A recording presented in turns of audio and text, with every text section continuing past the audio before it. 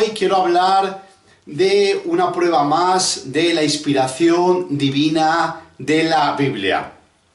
En el siglo XIV, entre los años 1346 y 1347, como todos o casi todos sabemos, se desató en Europa una de las mayores epidemias que se recuerden en la historia.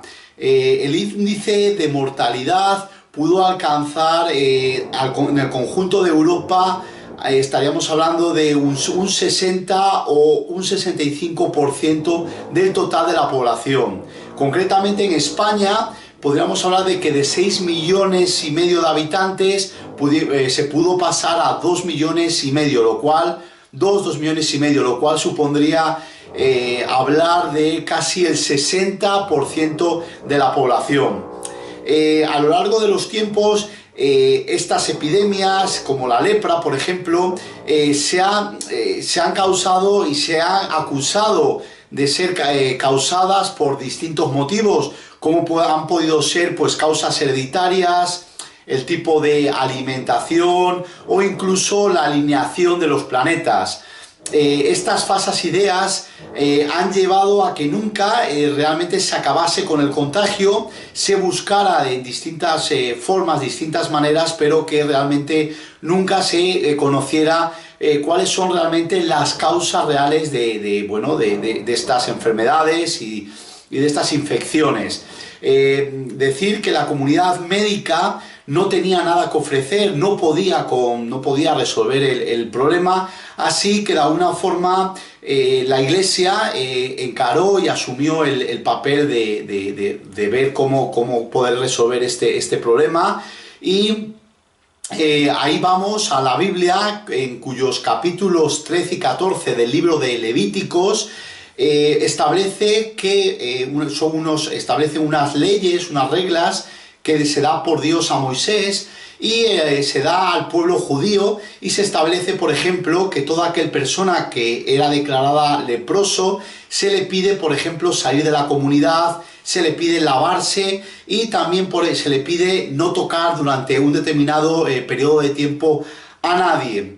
En la Biblia, como digo, encontramos leyes específicas en relación a muchos de estos tipos de infecciones de pieles, como la lepra, y son unas instrucciones específicas al objeto, por ejemplo, de evitar el contagio, como por ejemplo puede ser, tenemos la cuarentena, donde se establece, por ejemplo, que a la persona que se ha establecido que tiene lepra, no tocar ninguna otra persona, incluso lavarse, no comer o destruir los objetos en donde ha comido, y se le segrega y se le excluye también de la comunidad.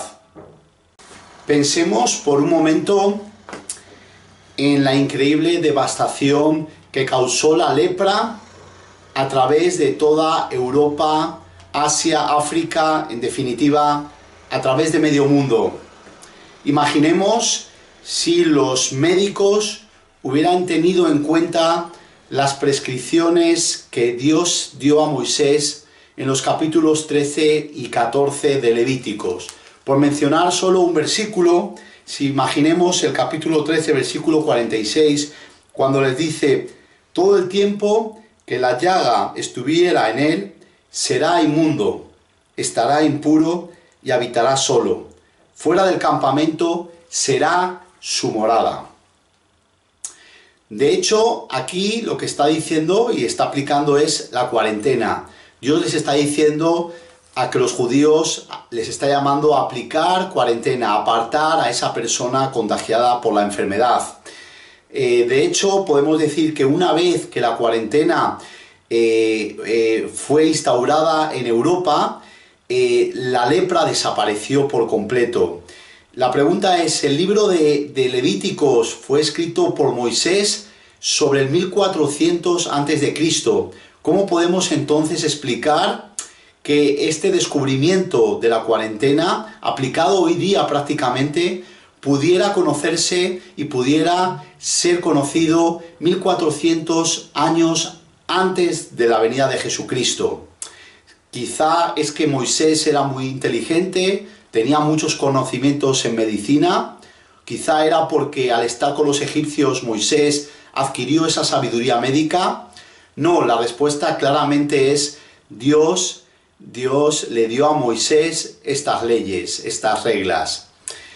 Bueno, por terminar, decir que en 1873 el doctor Hausen, un noruego, identificó la bacteria causante de la lepra y se produjo por fin el antídoto y el antibiótico para poderla controlar, por lo que no hubo más necesidad de poner a nadie en cuarentena. Terminar diciendo, si seguimos pensando que la Biblia es un libro más o es un libro inspirado por Dios. Gracias.